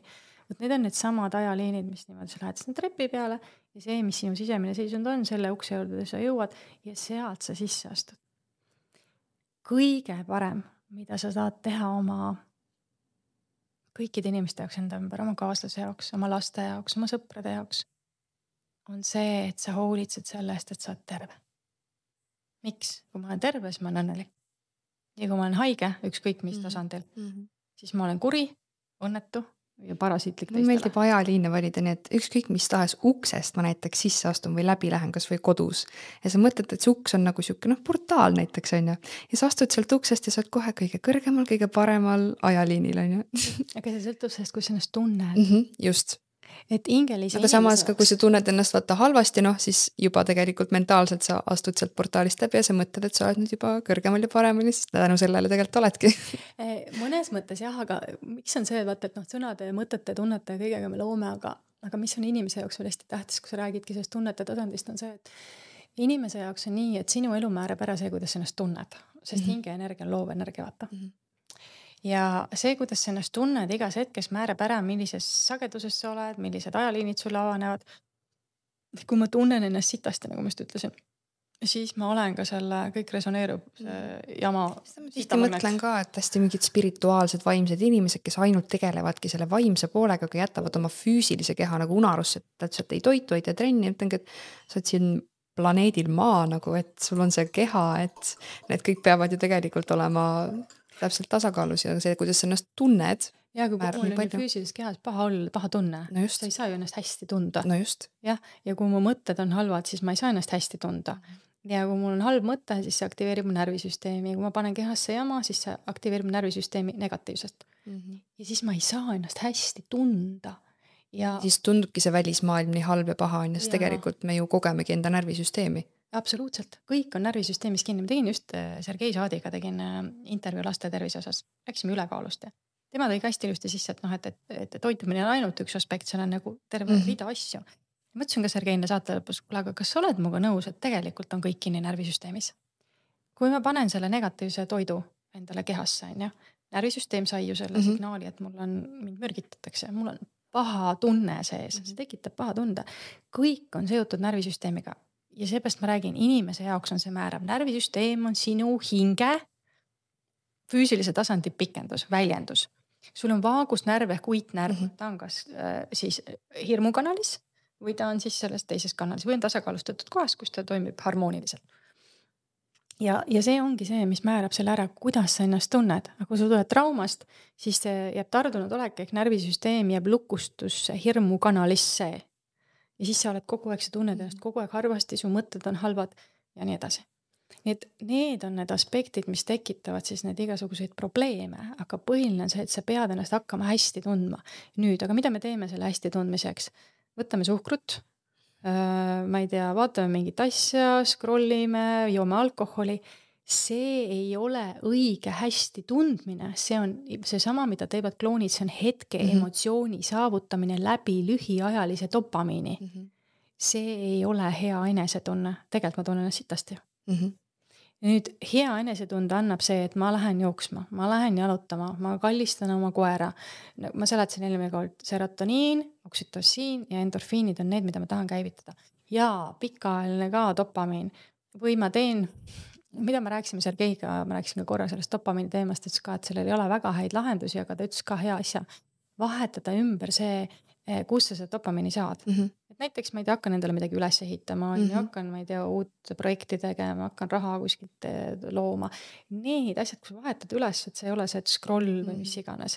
Et see lühiajaline dopamiin siis tuleks teisest kohast. See oleks lahendus. Et sa valid parema väljundi sellele. Aga sinu elu, jätke kõik meelde, põhineb sellel, kuidas sa ennast tunned. Ja kui su kehas on halb, kui su hing tunneb ennast halvasti ja kui sul on halvad mõtted, siis selline su elu on, see on kõik puhtalt tunnete tasandi loomine. Kloonil seda ei ole. Ei ole, tal pole tundeid. Neil lihtsalt on. Lihtsalt on. Neil lihtsalt on. Ja meil on kogu aeg halb olla, sest nad ju kogu aeg endast väljapoolt otsivad seda head. Ja miks on see ju, tähendab, mis ongi ju selle maailma probleem kloonidega, on see, et nad kogu aeg tarbivad. sellepärast, et kuna nende sees on tühjus ja kogu aeg halb tunne, siis ta peab pidevalt tarbima midagi, et tal oleks siis see hetkeline hea olla, see dopamiin sealt korraks. Sellepärast ta peab kogu aeg ostma midagi, sööma midagi, ma ei tea, 100 naise või mehega magama. Sest tal ei ole seda sisemist head tunnet ja see ongi see kurnab ära kogu maailma ja see pidev tarbimine selleks, et ennast hästi tunda, selles on probleem. Ma jäin enne korra mõtlema, sa rääkisid, et kui hing laskub kehasse, ta võtab kaasa oma hingemälud ja asjad ja et hingeline inimene näiteks ütleme, et on mingi mitmeid kordi siin planeedil varem käinud ja teistel planeetidel on ju. Aga see hingetu siis, kui tal ei ole mingit hingemälu või midagi, ta siis tulebki lihtsalt nagu niisama või kust ta tuleb või nagu... Ei, no ta tulebki, see keha hakkab looma nagu sellest, et see seemne ja munarakk lähevad, see impulss on seal sees. Okei, sain aru. See info on seal sees, sellest areneb ta välja, aga tema sünnib ja tema sureb.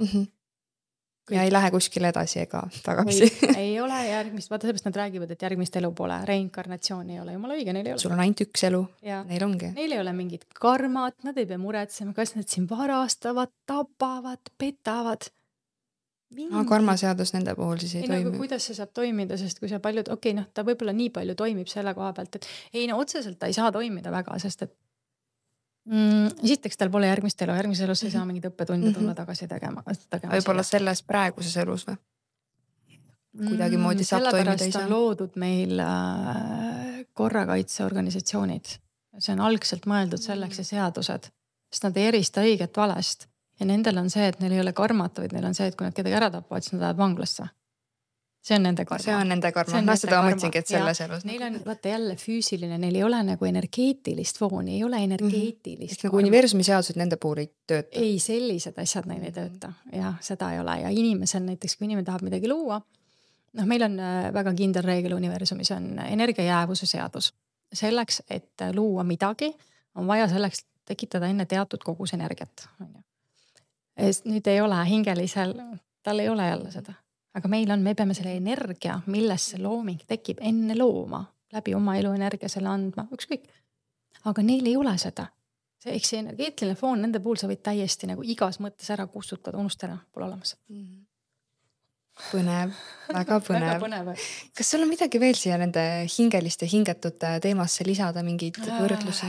Tunnete tasandil mõtleme kohe sellega läbi, et ehk me ei saa siin nende puhul ju rääkida armastusest. See on oluline nüanss, et inimesed ei hakkaks omale mingid illusioone looma või osad inimesed tahavad hingetuid inimesi parandada või tervendada. Et see ei ole võimalik, palun ärge üldse rääkige sellist juttu. Nii et ärge sealt oodake midagi, mida seal ei ole üldse võimeline, võimalik, et saaks üldse sündida. Ja nendega suhetes olemine on kindlasti sinu jaoks kurnav, et see ainult tühjendab sind, sest et seal on tühi anumvastas ja see vajab pidevalt täitmist. Seal ei ole seda ei teki sümbioosi, vaid on ainult parasiitlus. Sümbioos on ju võrdne, mina annan, sina annad, meil on koostöö. Aga siis seal on ainult, et võtab ja sina ei saa tegelikult nagu vastu mitte midagi. Et seda endale hästi teadvustada. Kui on hingeline hingetu koos. Jah, kui on hingeline hingetu koos. Aga on 2 hingetut, siis nad lihtsalt on. Tore. Mina arvan, et nemad sobivad väga hästi. Nemad söövad, joovad, seksivad, reisivad, ostavad. Ma ei tea, neil ei ole midagi. Neil on hästi, nad sobivad oma vahel. Neil harmoniseerub, nad võivad juua, nad võivad kõike teha. Siin ei ole mingit vaimset arengut ega midagi, pole üldse oluline. Et sellepärast tuleb hästi rahulikult vaadata, kuidas keegi oma elu elab, et igal ühel on oma valik ja see, mis talle sobib, see talle sobib ja ei ole vaja selles mõttes reageerida sellele. Mis veel võiks olla tunnete tasandil? Ma praegu kohe, äkki mul tuleb mingi mõte, mul oli peas, mis oli oluline. Räägime korraks ajust, mentaalsest tasandist. Me rääkisime, et nemad on nagu, ehk siis neil see naiselik ajupoolkera ei tööta. Ja ma tean küll, et meile räägitakse, et meil vasak ajupoolkera juhib paremat poolt ja vastupidi. No, mina ei ole see... Ka pöörame tagurpidi või? Jah, mina ei ole teadlane, ma ei ole kuskil laboris käinud uurimas. See informatsioon, mis minule ülevalt tuleb, ütleb, et hingelisel inimesel on kõik õiget pidi. Parem on parem ja vasak on parem. Ma ei hakka vaidlema kellegiga, see ei ole praegu üldse oluline. aga mida ma tahan öelda, et naiselik pool on see looming. Uued ideed, hingemälust tulevad asjad, igasugused ühendused ja sellised nagu kosmilised ühendused. Ja seda tal ka ei ole. Ehk siis temali tulevad enda nagu mingit loovat inspiratsiooni, mõistad? Et miks hiinlased, selles mõttes, et see rass, kes praegu on hiinlased, nemad ei ole need algsed hiinlased. Nad on ühe putukalise rassi järglased. Praying mantis on selline suured rohutürtsu laadsed, selline kosmiline rass. Ja miks nad kõike kopivad? Sest et nad on hingetud, elutud. Putukalised ei ole hingega. Ja sellepärast neil ei ole. Vaata, nemad on see kärgteadus. Et nad on selle ühe teadusosad, eks ju, siis nad selle läbi nagu toimivad. Putukalised ei ole hingega ka kassid, koerad, loomad? On hingelised. Aha. Loodus, ma ei tea, puud, põõsad. Jaa, seal on igal pool hing sees. Aga putukatel ei ole? Ei ole, jah. Ma üldse ei tea, kas mesilased on muidugi väga, aga nemad järgivad oma seda kuningannat. On see ema mesilane. Aga muidu jaa, ma isegi olen väga tihti mõelnud sellele. Kas võib olla nii, et putukalised on loodud üldse maatriksi tasandi pealt väga palju? Näiteks puugid ja sääsed ja kärbsed ja ma küll ei tea, mis... Ma saan aru, et linnud söövad neid ja mingid muud tegelased veel, aga ma ei tea, ühesõnaga aga äkki nad on pandud neid sööma. Aga putukalis ei ole sellist, temal on vaata eesmärk, ta on tööline, töömesilane. Nojah, see just sääsed asjad, nagu mis Bill Gates siin leiutab neid vaktsiinisääski ja... Vaktsiini pannakse täna tomati siis poole juba, et see, ma ei tea, salatilehte süstitakse. Üks päev lugesin hambaniidid, paned vaata igemesse ja kohe olemas. Maailm on nii müstiline, kui sa hakkad seda nagu lihtsalt vaatama. Aga ühesõnaga, neil ei ole nagu sellist loovat impulsi, et seepärast nad kopeerivad kõike. Et mis iganes nad teevad, ma ei tea, laulud või midagi. Ja sellepärast on ka nii, et vaata kõik need kuulsad lauljad väga vähesed kirjutavad oma laule. Neil on laulude kirjutajad, sest et see on see hingeline inimene, kes on laulude kirjutaja. Ja sealt siis see hingetu pannakse laulma ja kogutakse sellega energiat, aga looming on hingelise oma, sest see tekitab inimeses vaata selle tunnete tasandi. Inimese jaoks on ka hästi oluline hääl. Hääl on tegelikult hääl avaneb siis, kui süda avaneb. Et see hing, laulmine on hingeline tegevus selline. Ja siis see on see siis, mida inimene saab selle häälega, millised sagedusi ja ruume ta saab suu luua. Meie oleme laulurahvas. Võimas laulurahvas tegelikult. Et see jah, et temal ei ole siis ütleme hingetul ei ole loomingut sellises viisis, sellepärast kooliharidus hingetutele. Miks on toodud sisse seesama see teadus, et nende puhul ei ole nagu seda kosmilist, energeetilist, nagu ma ütlen, maagilist aspekti, et inimene suhtub universumiga ja manifesteerimised, sellised asjad. Jälle hingetul ei ole seda, tema mõte selles mõttes ei loo mitte midagi. See oli nii kurvasti öeldud. Ta ei loo mitte midagi, ta loob, ma ei tea, ta mõtleb seal neid mõtteid, aga ta nagu selles mõttes energeetilisse fooni ei loo midagi. Ja miks see kollektiivväli on siis tehtud nii negatiivseks, et inimese mõtte kollektiivväljas loob ja sellepärast näidatakse uudiseid ja kõiki muid asju. Et mis kollektiivväljas on, see nagu mõistad manifesteerub, sest jälle on see, et energeetiline tasand kõigepealt, siis see tuleb füüsilise tasandi, siis on võimalik seda siia luua. See käib niipidi. Et süsteem ei saa ilma hingelisteta, hingeliste loata tegelikult midagi luua, ma rääkisin selle multika taustal. Ja meid endast, meile näidatakse, meid õpetatakse, meid pannakse seda loomingut tegema. Ja kui hingetud vaatavad, nad näevad selle ära, hingelised ei vaata, see energia ei tule sinna taha, siis tegelikult ei juhtuks midagi. Ei, kukuks kõik kokku. Hingelised, võtke kokku ennast nüüd. Ja ärge vaadake neid uudiseid ja ärge tegelege lollustega ja tõesti hakake oma meelt kontrollima. Ja aju on vaimuühendus. Vaimustus tuleb peale, vaim annab sulle impulsse, annab sulle mõtteid, annab sulle loomingut, hingeenergia tuleb sinna taha, siis läbi füüsilise keha sa lood selle reaalsuses, et siin see, kuidas inimene loob ja asju teeb, see on nagu nii mitmekihiline tegelikult. Nagu sa näiteks, ma ei tea, ainult unistad seal vaimu tasandil, siis ehitad õhulosse ja kunagi neid siia maailma ei too, siis nagu midagi ei juhtu. mis on veel oluline, mida ma tahan öelda hingelise inimese kohta? Inimesel on oma hingeteekond. See midagi, mis väärtust ta tuli maailma jagama.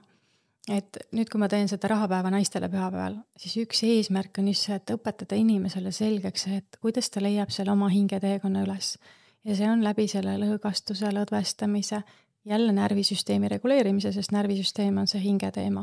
Aga kui ma olen ellujäämistasandil, siis ma ei leia seda hingeteekond üles, siis ma olengi selles ellujäämistasandil ongi vaata nagu see kloonitasand, et kõik on maine, midagi energeetilist ei ole, midagi kõrgemat ei ole, mul ei tule see loovus peale, mul ei tule vaimuühendust. Miks raha ei tule? Ja ma olen nii pinges, mul ei jookse see läbi. Ja minu see rahakanal, see minu see isiklik, millega mina siia sündisin, see on antud mulle kaasa minu hingeteekonnaga. Kui Argo ja Evelin on ju räägivad sellest lõputust mitte universumi, vaid sellest lõputuskontost, mis seal Föderaalreservis on, siis okei, jaa, ta võib seal olla, aga mina näen ikkagi seda, et aga kui sa midagi ei tee või ei loo, Angela, siis sulle antakse lihtsalt sealt need, ma ei tea, see on salasõna, ma olen isegi läinud oma seda salasõna nagu oma teaduses, et kui ma oskaks sinna sisse logida, siis näiteks ma tean, mis mu salasõna on.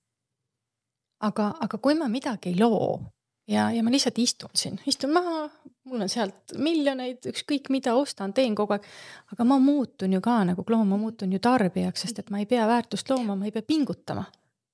Energiat pole taga. No võtta see sama, mis ma ütlesin, see energia jäävuse seadus, et selleks, et midagi luua, peab enne kuskilt see energia sisse tulema, aga siis seda ju ei teki seda jälle nagu tasakaalu. Nii et inimestel on oma hingeteekond olemas ja me lihtsalt peame selle üles leidma ja usaldama, et meie rahakanal on seal. Ja see on see, mida mina tahaksin tõesti väga täna hakata kõikidel inimestel näitama, õpetama. Meestel on see ka, aga praegu alustame naistest. Et sinul on midagi ilusat, mida sa tulid pakkuma. Ja väga paljud ütlevad, et nad ei taha näiteks ennast müüa või taha ennast sinna väljale panna ja nii edasi. Aga kui sa tulid mingi asjaga, mida teistega jagada, siis tähendab see tead veel mida. Mitte ainult seda, et sina tulid siia jagama midagi, vaid seal vastaspool on kuskil inimesed, kes seda kõike vajavad, kes ootavad, sest see aitab neid mingisugusel viisil, on ju? Et ära ole isekas. Jaa, et sina hoiad ennast tagasi, sul on hirm, ma saan aru, see on erinevad aspektid ja võib-olla sa ei usu millegisse ja sa oled ellujäämise tasandil. Aga teised inimesed ootavad seda, mida sina saad maailmale pakkuda, sest et see on nende jaoks, nende teekonnal vajalik.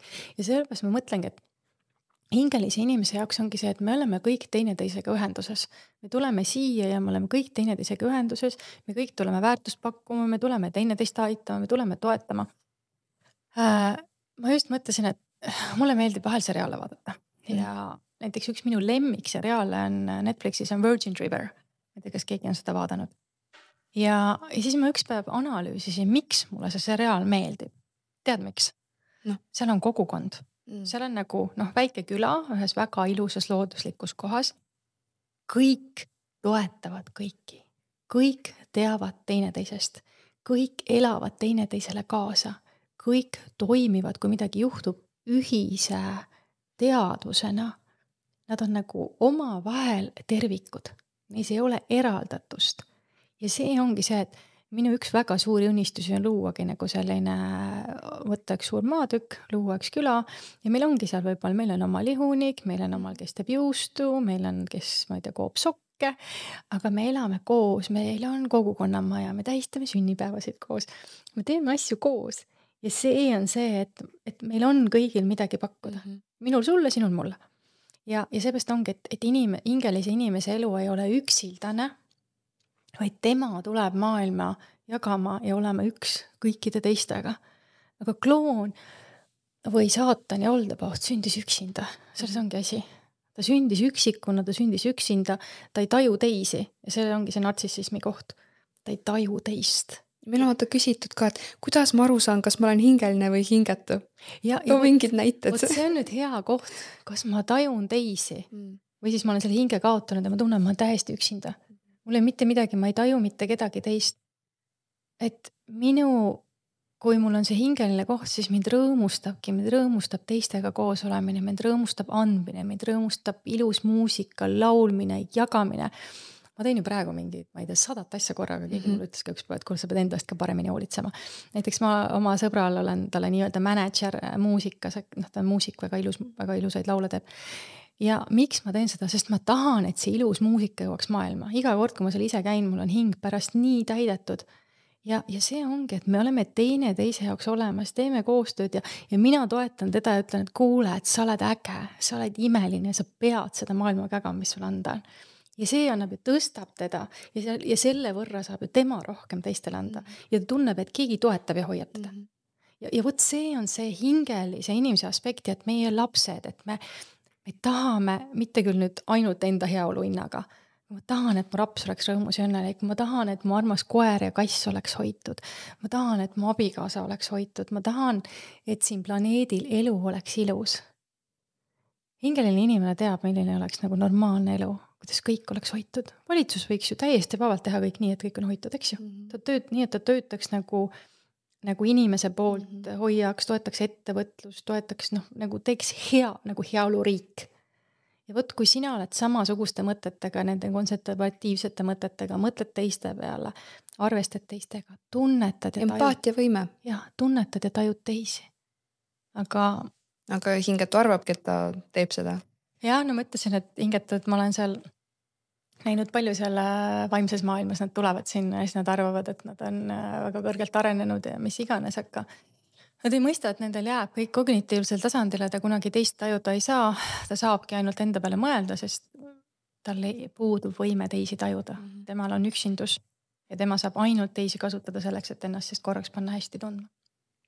Aga tema sees on igavene tühjus, et sinna ei ole midagi teha. Ma ütlen veel kord, mina ei tea, kas endale saab hinge paluda või mitte, mul seda infot täna ei ole. Vastupidi saab teha. Hinge ära anda saab kindlasti. Et kui sa kahjustad teisi, siis sa annad hinge ära, sest hing on empaatiavõime, hing on see, kus sa mõtled teistele ka. Ja endale ka armastad ennast ja armastad teisi. Aga kui sa teed asju, mis teisi kahjustavad, mis maailma kahjustavad, loodust kahjustavad, siis see ongi see koht, kus sa annad hinge ära, hing lihtsalt ei saa sellises tasandis eksisteerida. Hingetu kuulab ja vaatab märksõnu ja mõtleb, et nüüd ma olengi hingetu. Ei tea jah, kas nad vaatavad ja kuulavad, ma isegi kujuta üldse ette, mida nad mõtlevad. Et jah. Lihtsalt on. Ja. Las nüüd siis olla. Nii et selline see maailm on. Mis meil järgmises episoodis teemadeks tulevad? Järgmises episoodis me räägime tervenemisest. Ma tahan väga rääkida sellest, kuidas inimesed saavad siis iseennast põrgust välja aidata või saavad, et mida siis inimene vajab selleks, vaata, et hing tagasi saada, et hingekristall taastada, et see fraktaalväri läheks meil korda, et leiaksime üles kõik selle vägevuse, mis meie sees on, et me võtamegi jälle, kogu aeg hakkame võtma läbi 3 tasandi, kui me räägime. Võtame kehaliselt, mida me vajame, mida me siis hing vajab ja mida me siis mentaalselt tasandil vajab. Aga üks asi näiteks, mida ma tahan juba täna kaasa anda, ma ütlesin enne, et hingeline inimene peaks olema mõlemakäeline. Et hakake vasaku käega või ma ei tea, kummakäeline te olete, võib-olla mõned on vasakukäelised. Hakake mõlema käega harjutusi tegema. Võta näiteks kätte, kirjuta iga päev vasaku käega 1 lehekülg. Alguses on õudselt ebamugav, aga sinu aju, mis on hingelisel inimesel veel ajuga, tema aju tahab saada raskuseid. Mõistad, vaata nagu igasuguseid asju lahendada ja teha ja siis see arendab aju ja see paneb aju hästi tööle, see vaimuühendus tekib tohutult suur. Õpi keeli, loe raamatuid, mängi pillid, super, klaver näiteks, siuke nagu mõlemad ajupoolkerad lähevad tööle, sest et nii vasaku parem käsi peavad toimetama, kitarridi samamoodi. Et võta ja pane see teine pool endal tööle, et see naiselik pool praegu siis hakkaks tööle, kui ta näiteks ei tööta. Et see on juba esimene asi, mille ma saan kaasa anda. Aga järgmine kord ma räägin seda, kuidas tervendada aju, kuidas tervendada hinge ja räägin üldse, kuidas see trauma meid mõjutab, mida ta närvisüsteemiga teeb. Ma räägin nagu detailselt lahti, sest ma olen selle endaks hästi selgeks teinud. Nii et järgmine episood saab siis tulema sellest, et kuidas ennast tervendada, saad ise kodus teha, võite tulla abi küsima, vahet pole. Aga jah. Kellel siis tänase hingeliste hingetute teema kohta küsimusi tekkis, võite julgelt kommentaare jätta, väga ootame. Ja pange sinna alla ja siis me jälle järgmise saate alguses vastame. Just, järge siis unustage jagada oma hingetute ja hingeliste sõpradega. Ja et pajutage ka meile sinna siis seda nuppu, et jälgi. Ja, sest et see aitab algoritmi, see aitab neid teadmisi info jõuab õigete inimesteni. Just, et kellegi on seda vaja ja siis meie oleme ju ka siin selleks jällegi, see on meie hingeteekond ühel hetkel ärgata, neid asju maailmaga jagada ja keegi on seal vastas, kes seda vajab, nagu ma enne ütlesin. Aitäh, et kuulasite! Järgmise korrani!